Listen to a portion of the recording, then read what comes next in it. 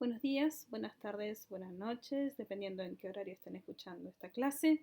Mi nombre es Cecilia Quiroga, yo soy docente de la Cátedra de Microbiología, jefa de trabajos prácticos e investigadora de CONICET.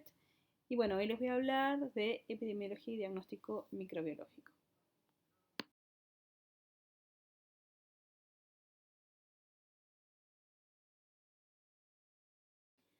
Para comenzar a hablar de este tema, primero quisiera repasar algunos términos que encuentran varias veces los donantes en el cuestionario que se les hace cuando quieren donar sangre. Ustedes pueden acceder a este cuestionario entrando al link que ven ahí en azul.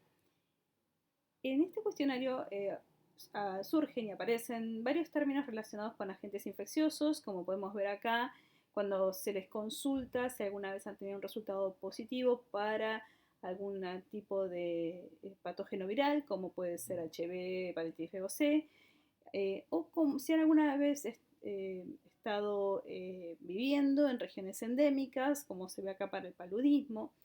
Y este tipo de preguntas pueden surgir de diversas formas a lo largo del cuestionario y algunas pueden llegar a ser reiterativas, pero es para afianzar el concepto de si han estado o tienen o han sufrido alguna infección asociada con algún agente infeccioso.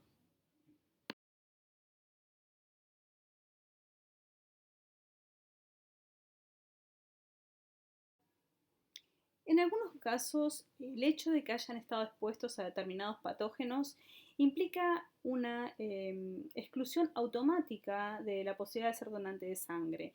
Y es por eso que se indaga y se interroga este punto varias veces a lo largo del cuestionario. Y de ahí que es muy importante poder entender cuáles son los microorganismos que pueden llegar a ser problemáticos asociados a las transfusiones. Y esto muchas veces puede estar asociado con una epidemiología local. Y para poder nosotros identificar este tipo de agentes infecciosos es necesario involucrar las metodologías de diagnóstico. De ahí que surge esta clase.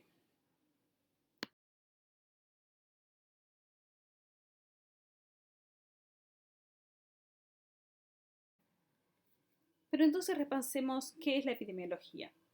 Según la definición de la Organización Mundial de la Salud, la epidemiología es el estudio de la distribución y los determinantes de estados o eventos, en particular enfermedades, relacionados con la salud y la aplicación de esos estudios al control de enfermedades y otros problemas de salud. De acá que tenemos que extraer son los conceptos de la distribución, de los determinantes de estos estados y la aplicación de los estudios para hacer un control de enfermedades. Entonces, de esta forma, la epidemiología contribuye a estudiar la diseminación de patógenos y rastrear su trayectoria para identificar el origen y el modo de transmisión mediante el análisis de datos, que estos pueden ser bien o clínicos o biológicos.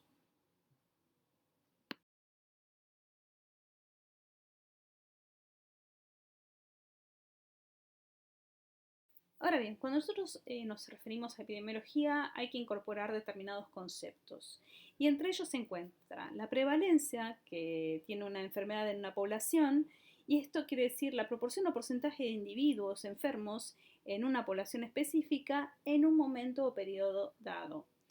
Por otro lado, el otro concepto que es importante adquirir es el tema de incidencia, es decir, la cantidad de individuos enfermos en una población de riesgo.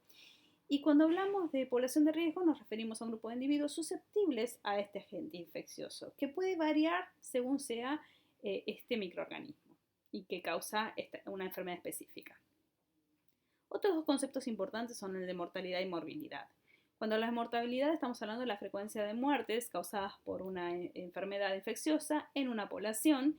Y cuando hablamos de morbilidad no solamente se refiere a las muertes, sino también a la incidencia, es decir, la incidencia de una enfermedad, incluyendo tanto los casos fatales, es decir, las muertes, como los no fatales, es decir, cuando surgió que hubo una enfermedad y cómo afectó esto a los individuos, qué efecto tienen sobre los individuos y en la totalidad qué efecto la morbilidad tiene sobre la salud pública.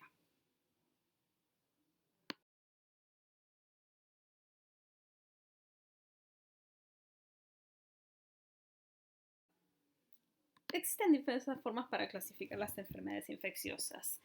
En esta clase las vamos a ver en función de su modo de transmisión.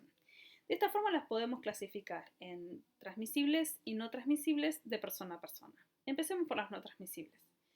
Entre las enfermedades infecciosas no transmisibles están aquellas que están causadas por microorganismos de la flora normal de un individuo, y esto puede ser por el desplazamiento del nicho ecológico que lleva a que desarrolle el microorganismo este nuevo sitio y que desarrolle exitosamente y que entonces colonice y genere una infección. Luego tenemos aquellas causadas por microorganismos del medio ambiente, que nuevamente son microorganismos que se encuentran en el entorno y que frente a alguna situación en particular pueden ingresar al individuo y desarrollarse exitosamente. Acá en los dos primeros casos que les menciono tenemos ejemplos de infecciones causadas por microorganismos de la flora normal, como candidiasis y peritonitis, o causadas por microorganismos del medio ambiente, como la gangrena gaseosa. Luego tenemos el caso de enfermedades infecciosas que son causadas por componentes de algún microorganismo, como es el caso de las toxinas bacterianas. En muchos de estos casos lo que causan son intoxicaciones alimentarias, y es porque el microorganismo, una vez que ingresa al individuo, coloniza y secreta toxinas, que luego son diseminadas por el cuerpo humano. Este es el caso de, por ejemplo, Staphylococcus aureus y las toxinas que secreta cuando infecta. Y puede pasar en muchos casos que el microorganismo eventualmente sea erradicado, pero que la toxina no. Y por último tenemos el caso de la transmisión animal a persona, y en este caso estaríamos hablando de enfermedades infecciosas zoonóticas, como puede ser la triquinosis. Y después tenemos el otro grupo, que es el grupo de las enfermedades transmisibles de persona a persona, que puede ser de forma directa o indirecta, y que suelen obedecer a los postulados de Koch que ustedes vieron en la primera clase. Y en función de esto se las clasifican según su tasa de transmisión, en endémicas, epidémicas o pandémicas.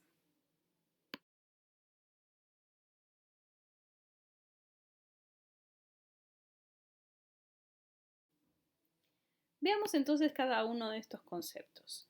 ¿Qué es una epidemia? La epidemia es una aparición en una comunidad o una zona definida, delimitada, de casos de una enfermedad, o bien puede ser un brote, con una frecuencia que generalmente rebasa la incidencia normal de forma significativa a la prevista en un tiempo o periodo determinado y limitado. Entonces, en este caso tenemos una tasa de transmisión aumentada. Ejemplo de ello es el dengue, ¿no? Que año a año y de forma estacional tenemos una epidemia. Después tenemos lo que sería la endemia, donde la presencia es habitual de esta enfermedad o de este agente infeccioso, pero ya abarca una zona geográfica más amplia o bien un grupo poblacional más amplio. En este caso, la tasa de transmisión anual es constante, ¿sí? Es constantemente, es que está presente este agente infeccioso o esta enfermedad, y generalmente la incidencia es baja, ¿sí? Algo que se puede hacer una asociación es que aquellos patógenos que causan endemias generalmente son menos virulentos. Por ejemplo, tenemos el caso de Trypanosoma cruzi, que causa Chagas, o Escherichia coli enterohemorrágica, que causa síndrome urémico hemolítico, ambas consideradas endémicas en Argentina.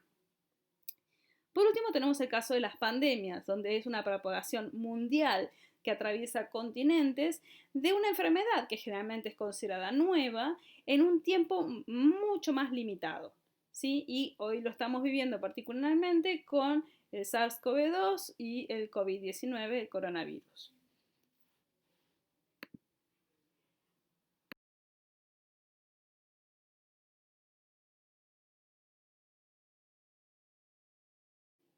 Ahora bien, en lo que respecta a los modos de transmisión de un agente infeccioso, existen diversas formas de clasificarlos. Nosotros los vamos a clasificar en directos e indirectos, pero puede ocurrir que se encuentren con otro tipo de clasificaciones y que todas son correctas. Es más bien una forma de poder agrupar y poder transmitir los conceptos que queremos transmitir en esta clase. Entonces, empecemos por los modos directos. Cuando decimos un modo de transmisión directo nos referimos al contacto del agente infeccioso directamente con el individuo hospedador, ¿sí? Y con una puerta de entrada a través de la cual se va a establecer la infección. Y esto es el caso de, por ejemplo, cuando se transmite a través del tacto, beso, una relación sexual, saliva, etc. También puede pasar que un tejido quede expuesto y que sea susceptible al agente infeccioso, como puede ser que a través de una mordedura se transmita la rabia o a través de una herida ocurra una infección bacteriana. O bien, también tenemos una transmisión directa cuando hablamos de la transmisión vía transplacentaria de madre a hijo. Por otro lado, tenemos los modos de transmisión indirectos, que también los podemos clasificar o subclasificar en mecánicos, es decir, que hace falta que esté involucrado algún otro elemento para que suceda la transmisión. Es decir, puede ser a través del agua, a través de alimentos, a través de sangre, tejidos, órganos, algún otro objeto, la superficie de un objeto, como puede ser instrumento quirúrgico, sábanas, etc. También puede ser vectorial y dentro de vectorial asimismo los podemos clasificar en biológicos o mecánicos, como puede ser un vector como Aedes aegypti que transmite dengue o la vinchuca, o bien en mecánico pero a través de un vector como puede ser un mosquito, una mosca, una cucaracha que deposita mecánicamente y contamina algún em, alimento o superficie, y entonces tenemos una transmisión mecánica pero a través de un vector. Después tenemos indirectos que pueden ser aéreos, como los aerosoles de menos de 5.000 micrómetros que van a contener al agente infeccioso. Y entonces, como les decía, puede haber otras formas de clasificar, y abajo, entonces, acá en esta diapositiva nos referimos a otra forma que es más simple, cuando nos referimos a una transmisión horizontal o vertical. Cuando hablamos de vertical, se refiere exclusivamente cuando pasa de madre al hijo por vía transplacentaria o a través del canal de parto, o bien el resto que sería la transmisión horizontal, que puede ser respiratoria, fecal oral, sanguínea, oftalmológica, zoonótica, etc.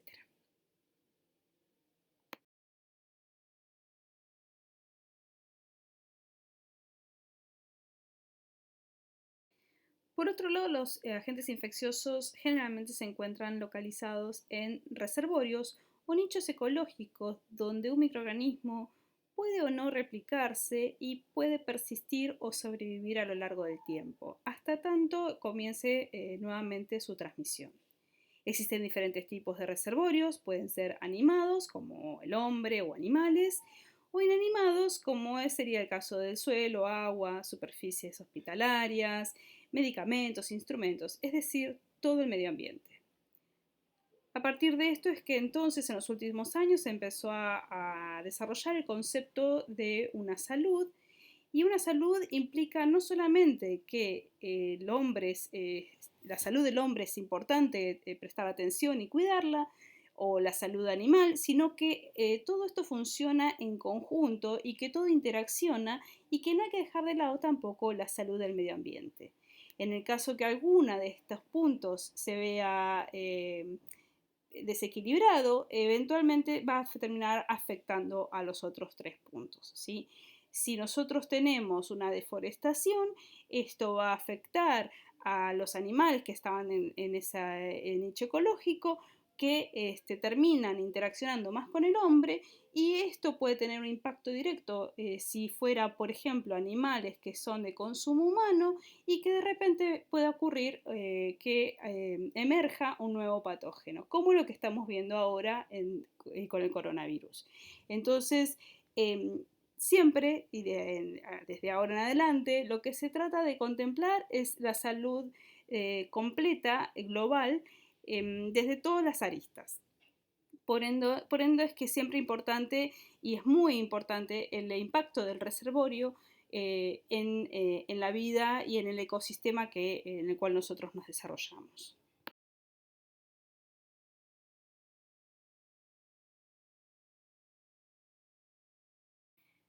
Hasta acá entonces vimos todos los factores necesarios para que se desarrolle una enfermedad infecciosa y que en forma conjunta van a conformar la cadena epidemiológica. De esta manera, un agente infeccioso va a diseminarse o salir de un reservorio y transmitirse hasta encontrar una vía de acceso a un hospedador, en donde dependiendo de la susceptibilidad del individuo podrá desarrollar una infección. En esta etapa entonces, este individuo ahora podría contribuir en la transmisión del patógeno entrando dentro de esta cadena y participando en la diseminación del agente infeccioso.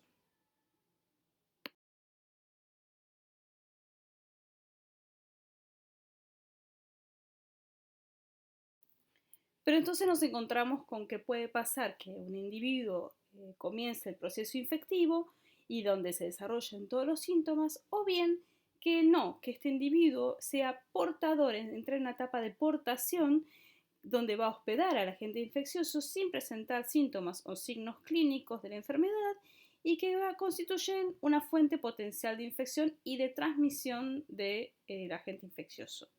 Hay diferentes tipos de portadores, pueden ser asintomáticos o sanos, que están cursando una enfermedad subclínica. Puede ser que sea un portador en incubación de la enfermedad, o que sean portadores convalecientes o postconvalecientes, donde la enfermedad ya se superó, pero que aún hospedan el germen. Y también puede ocurrir que un portador sea crónico, es decir, que el estado de portación es prolongado, o transitorio, temporal, donde el estado de portación va a ser breve.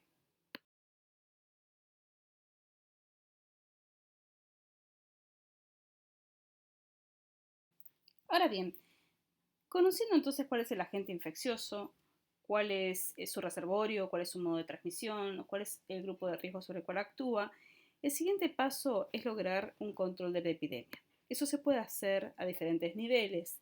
Uno de ellos es, por ejemplo, actuando sobre los reservorios. Como por ejemplo, se podría hacer un uso de plaguicidas para prevenir dengue. Entonces acá tenemos el ejemplo de una acción sobre el vector. También se plantean acciones directas sobre los microorganismos. En todos los casos en que se haga una acción sobre los reservorios, es importante que se contemple que cualquiera de estas estrategias deben haberse hecho estudios de impacto ambiental. Entonces, donde el cuidado del medio ambiente es clave. Por otro lado, también se puede hacer un control de epidemias mediante la limitación de la transmisión, es decir, interrumpir o obstaculizar la vía de transmisión, y para ello es muy importante tener en cuenta el nicho ecológico y la vía de entrada al hospedador. Como por ejemplo, en el caso de intoxicaciones alimentarias, es importante haber hecho un tratamiento de alimentos y aguas de consumo, o en el caso de la leche, haber logrado una pasteurización. O en el caso de infecciones respiratorias, utilizar barbijos para limitar a los aerosoles.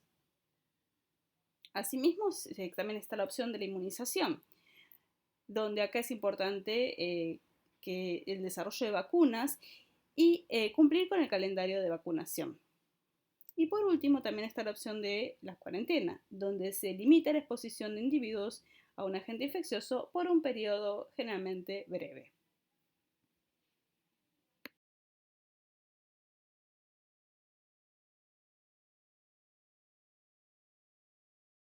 Entonces la epidemiología hace uso de diferentes métodos para llevar a cabo sus investigaciones. Existen dos tipos, aquellos que son de vigilancia y estudios descriptivos, donde se analiza la distribución y diseminación de un agente patógeno, y aquellos que son estudios analíticos, donde se analizan los factores determinantes de una infección.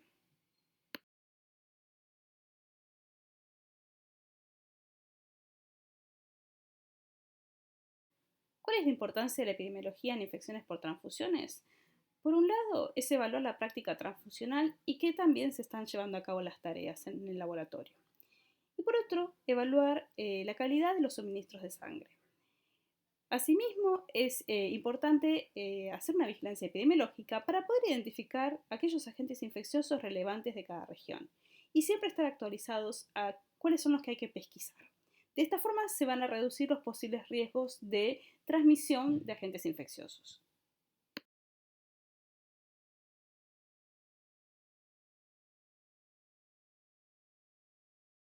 Cuando hablamos de infecciones causadas por transfusiones, estamos hablando no solamente de hacer un seguimiento y vigilancia de los patógenos, sino también de algunos de sus componentes, en particular de los que son productos tóxicos. No hay que dejarlos de lado. Por otro lado, cuando hablamos de infecciones por transfusiones, las podemos agrupar en dos grandes clases: las endógenas del donante o las exógenas, que ocurren por contaminación durante el procesamiento de la muestra.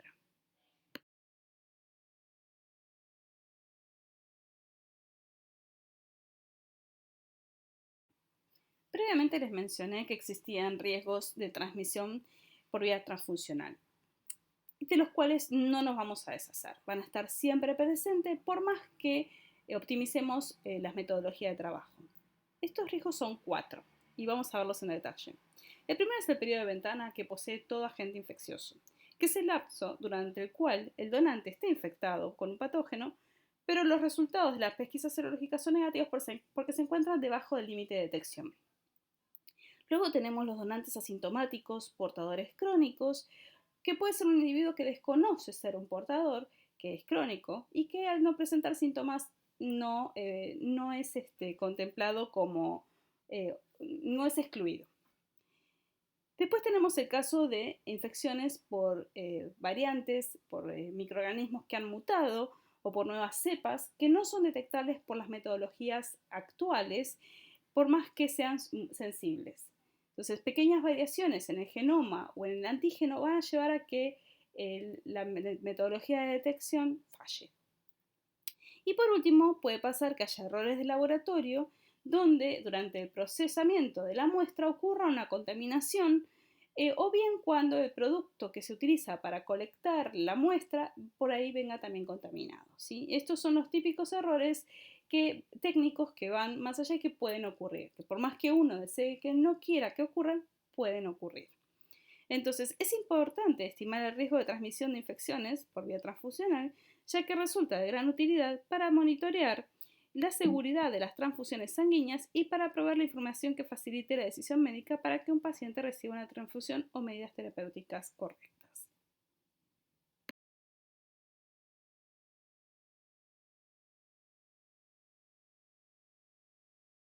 Ahora bien, hasta ahora hemos hablado de diferentes agentes infecciosos, pero no hemos entrado a detallar quiénes son aquellos que se encuentran asociados a la transmisión por sangre y hemoderivados. Principalmente se encuentra el grupo de los virus, donde podemos encontrar aquellos de mayor ocurrencia, como HIV, hepatitis B y C, de una ocurrencia moderada, como la hepatitis A, parvovirus o citomegalovirus, aquellos que son de relevancia regional, como HTLV1 y 2, y después tenemos los virus que son emergentes y que van surgiendo por vigilancia epidemiológica, y como verán acá encontramos entre ellos el grupo de SARS.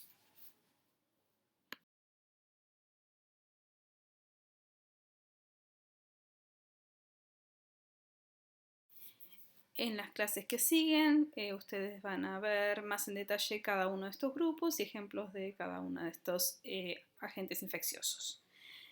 En esta otra diapositiva podemos ver entonces aquellos parásitos de mayor relevancia, como Trypanosomas crucis, Leishmania y Plasmodium falciparum, y otros que se de relevancia menor, como Babesia y Toxoplasma gondii.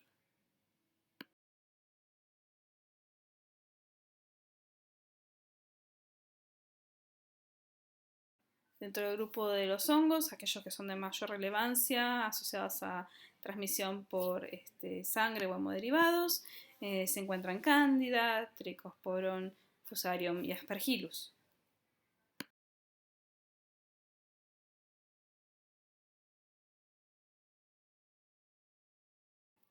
Por otro lado, en el grupo de bacterias, aquellas de mayor relevancia, Treponema pallidum y Brucellosis abortus, y hay otras que es de relevancia regional, como Borrelia, Burtoferi, y después, como les mencionaba anteriormente, están aquellas asociadas a contaminaciones donde la lista puede ser mucho más larga, pero las de más relevancia serían Yersinia enterocolítica, Pseudomonas aeruginosa y Staphylococcus aureus.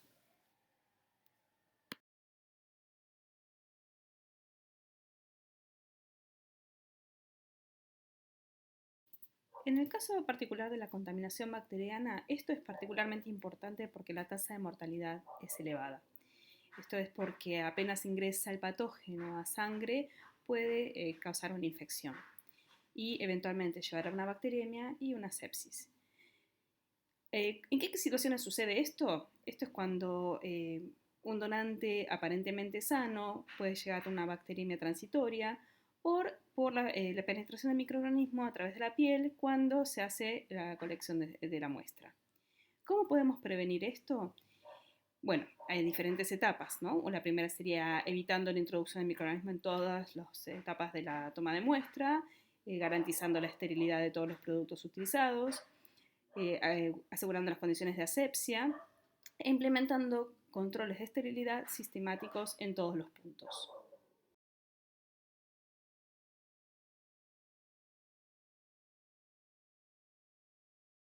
Por último, vamos a hacer mención a un agente infeccioso más, y es uno que no tiene nada que ver con los microorganismos, que son las proteínas priónicas, ¿sí? Que en realidad están contempladas como moléculas que tienen características patógenas e infecciosas, pero como no forman parte del grupo de los microorganismos, es que no vamos a profundizar en esta cursada sobre estas moléculas.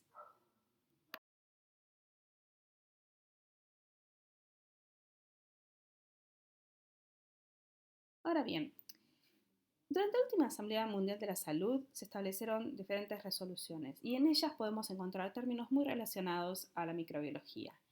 Y dentro de estas resoluciones se le puso particular énfasis a la prevención y lucha contra enfermedades transmisibles, y en este ítem una de las cosas que se remarcó fue el hecho de que puede haber enfermedades infecciosas nuevas, emergentes y reemergentes.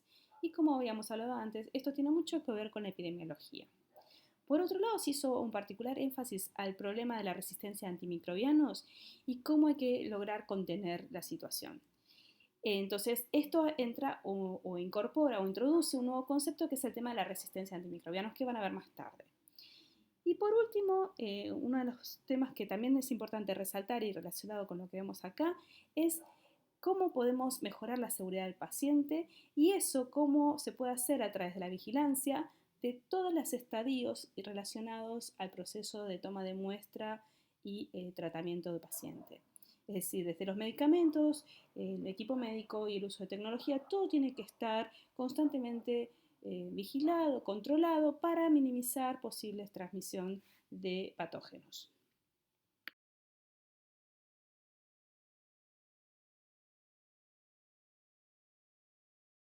Esta vigilancia cobra una gran importancia para poder mejorar y optimizar lo que es la seguridad del paciente. Entonces, cuando hablamos de vigilancia, ¿a qué nos referimos? Es recoger, procesar, analizar, interpretar, presentar y difundir de manera sistemática y continua los datos sanitarios, incluidos los estudios epidemiológicos relativos a las categorías de enfermedades transmisibles, en particular los relativos a la forma de propagación temporal y espacial de estas enfermedades, y el análisis de factores de riesgo de contraerlas, con objeto de poder tomar las medidas de prevención y lucha pertinentes. Entonces, la vigilancia es una herramienta que ayuda a que podamos minimizar y hacer un control de epidemias y mejorar la calidad de vida de pacientes, evitar la diseminación de patógenos. Entonces, es una herramienta más que necesaria para la salud pública.